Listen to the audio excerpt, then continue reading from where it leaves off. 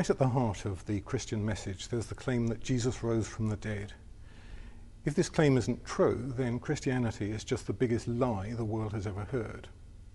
But if it is true, it means that God is real, because the claim is that God raised Jesus, that Jesus really is the Son of God, that we can trust everything that he said, and that there is life after death and that we can know about it.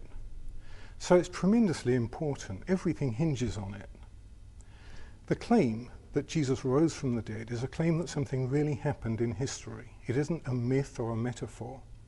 And this means that we can investigate it just the same as we can investigate anything else that happened in history, say the D-Day landings or something.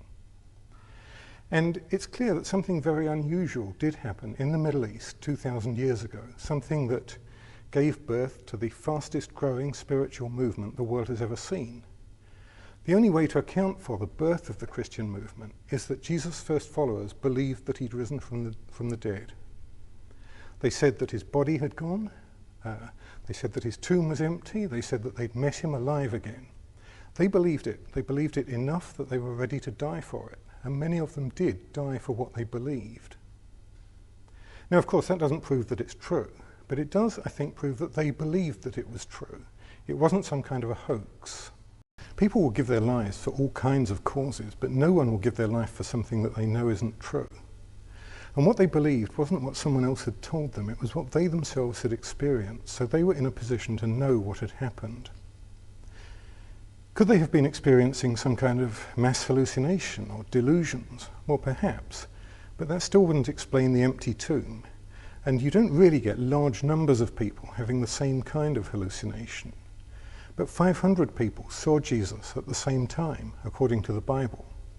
Different groups of people saw him at different times and different places. They saw him, they heard him, they spoke to him, they touched him. It's very unlikely that this was all just a delusion. Now, the simplest, most straightforward explanation is that Jesus really did rise from the dead. If he did, that means that the claim of Christianity is true. It isn't just a matter of personal opinion or preference. It isn't just something that works for me or that helps me to get through the day. It's true for everyone, everywhere, whether or not anyone believes it. Jesus rising from the dead is the most important thing that's ever happened. We can't just ignore it. Each one of us needs to decide how we're going to respond to it.